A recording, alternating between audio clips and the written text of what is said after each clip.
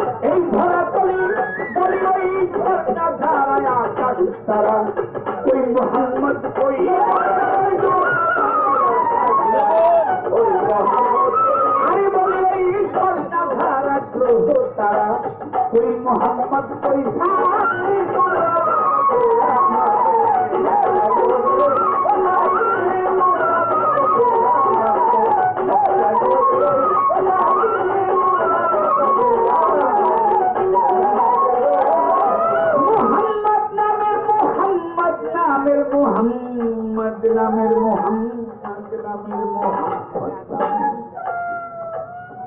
আমার নবীজির কাছে এক ব্যক্তি সাহায্যের জন্য গিয়েছে, দিয়া বলছে ইয়া রাসূলুল্লাহ, ইহুদি লোকটা আমার উপযুক্ত মেয়ে, আমি বিয়ে দিতে পারি না, আপনার কাছে আসছি, আপনি শুনেছি আপনি কাউকে ফেরান না, কিছু সাহায্য আমাকে দেন।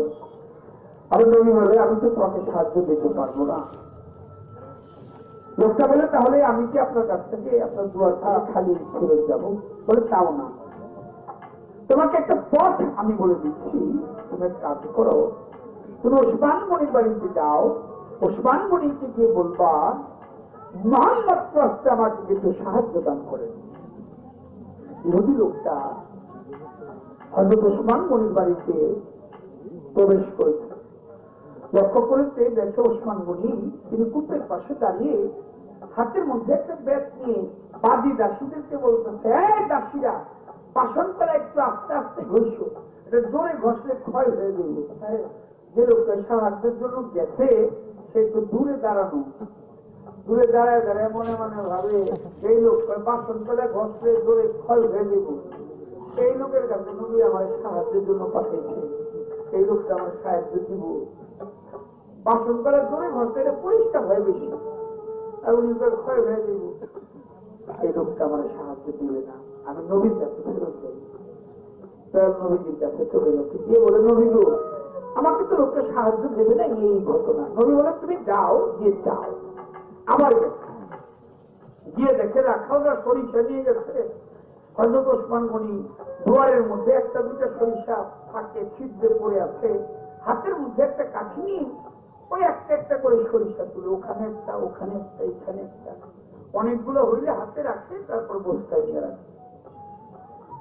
যে লোক সাহায্যের জন্য গেছে এই লোকটা আর এই বাবারে বাবা, যার হাজার হাজার মন বস্তা সরিষা, এই লোক একটা একটা করে সরিষা তুলে, এই লোকের কাছে নবী আমার বানাইছে সাহায্যের জন্য, লোকটা বড় কাজটা বড় বিপদ, এই লোক আমার সাহায্য দিব না।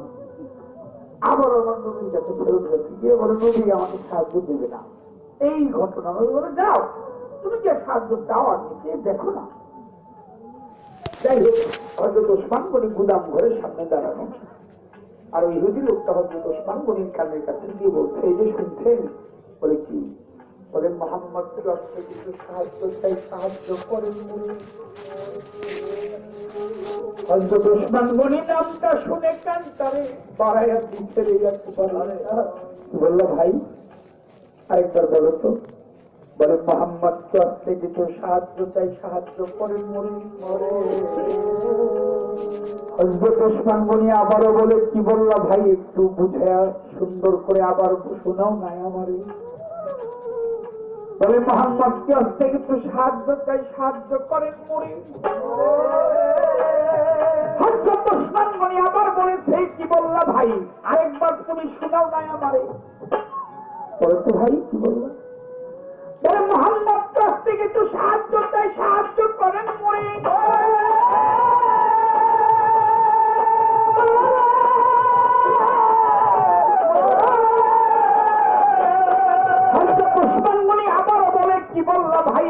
তুমি আরেকবার শোনাও নাই আমারে।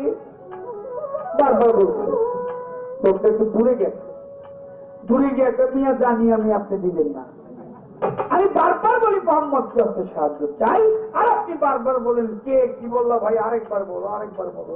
শুনাও না, শোনার ভান ধরছেন না। আমি নবীজির কাছে চলে যাই, লোকটা নবীজির কাছে চলে যাচ্ছে, গিয়ে বলছি ইয়া রাসূলুল্লাহ সে সাহায্য দেবে না, আমি বারবার আপনার নাম বলি আর সে খালি ভান ধরে কি বললা, আবার বলো আবার বলো। বলে দাঁড়াও, ওই যে ওসমান গনি আসতেছে। হযরত ওসমান গনি উট সহ মাল সহ আমার নবীজির কাছে এসে নবীকে ভক্তি চুম্বন করে নবীর পাশে দাঁড়িয়েছে। নবীজি প্রশ্ন করে ওসমান তালহা। হযরত ওসমান গনি বলে হুজুর, বলে লোকটা সাহায্যের জন্য গিয়েছিল তোমার কাছে। বলে কয়েকবার গিয়েছিল, আমি যখন কূপের পাশে তখন লোকটাকে দেখি আনাগোনা করে, আমার কাছে যায়নি। আমি যখন সরিষা তুলি তখনও লোকটাকে দেখছি বাড়ির আশেপাশে আনাগোনা করে, আমার কাছে যায়নি। অবশেষে আমি গুদাম ঘরের সামনে দাঁড়ানো, আপনাকে নিয়েই ভাবছিলাম। আপনি কয়েকদিন যাবত আপনার সাথে দেখা করতে পারিনি, আর কখন আপনার কাছে আসবো। কষ্ট পাই, দুঃখ পাই, আপনার কাছে ছুটে যাই, আপনি মাথায় হাত ভুলান আর সব ভুলে যাই। আপনাকে নিয়েই যখন ভাবছিলাম, ঠিক ওই মুহূর্তে এই লোকটা আমার কানের কাছে গিয়ে আপনার নাম এমন ভাবে নিতেছিল যে আমার কাছে মধুর চাইতেও মিষ্টি লাগতেছিল। এই লোকটা আপনার নাম 7 বার নিয়েছে, কোথায় এই লোকের জন্য আমি 7 ঊর্ধ্বন রত্ন নিয়ে জিজ্ঞেস করুন। এই লোকটা যদি বারবার আপনার নাম বলে যেত, আমি বারবার শুধু বলতাম কে আরেকবার শোনাও, আরেকবার শোনাও, আমার সমস্ত ধন সম্পদ আমি এই লোকটাকে দিয়ে দিতাম। লোকটাকে ডাক দিয়ে আমার দয়াল ভাই বলে, ভাই তোমার কি 7 ঊর্ধ্বন রত্ন হবে? লোকটা বলে, আমার 7 উট লাগবে না, 1 উটের একটু হইলেই তো আমার হয়ে যায়। কেমন নাম, একবার নাম নিলে 1 উট ধন সম্পদ পাওয়া যায়? আমার এই দুনিয়ার সম্পদের প্রয়োজন নাই, আপনি কি আমাকে নামটা শিক্ষা দিবেন? আমার নবী বলে, তুমি আমার হাত থেকে পাঠ করো কলেমে লা ইলাহা ইল্লাল্লাহু মুহাম্মাদুর রাসূলুল্লাহ সাল্লাল্লাহু আলাইহি ওয়াসাল্লাম। ইহকালের ধনী, পরকালের ধনী। বিষয়টা হচ্ছে এরকম, আসছিলাম ল্যাংকা, এটাই বাস্তব, এটাই সত্য। আবার চলেও যেতে হবে, ধর্মের কিছু রীতিনীতি আছে। আমার খুব স্বাদের একটা অঙ্গুরি আছে, আংটি আছে, আপনার স্বাদের একটা ঘড়ি আছে। একজন মানুষের একটা জিনিস প্রিয় থাকে। আপনি যদি বলেন যে আমি মরার সময় আমাকে দেখিয়ে দিও, আসলে কি দিবে? কিছু দিবে না, যেমন আসছেন খালি আছে, চলে যেতে হবে খালি আছে। যাবে কি? যাবে দীনবন্ধুর নাম। খবরদার, যেখানেই থাকি, যেভাবেই থাকি, আমি যেন আমার বন্ধুর নাম, আমার মালিকের নাম, মনিবের নাম ভুলে না যাই, তার নাম যেন হৃদয়ের কোণে গুনগুন করে বাজে। তাই আমার ভাবুক, আমার প্রেমিক, আমার মাতাল লিখেছেন থাকি পুরা বছর দিয়ে আমার এই নেশায় মজে রই, আমি ওই নেশাতে পাগল হয়ে গেল মুহাম্মদ নাম কই। বিশাল বিষয়, মুহাম্মদ নামের জাদুর শরাব যে খেয়েছে দুনিয়াদারি সংসার মায়া ভুলে গিয়েছে।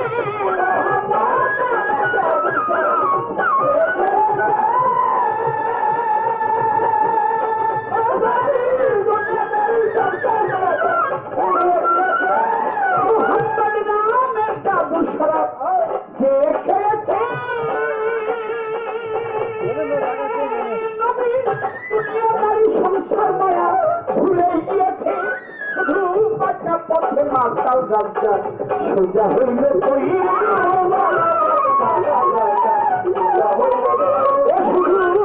পথে বাঁচা পথে মাতাল রাজা সোজা হইলে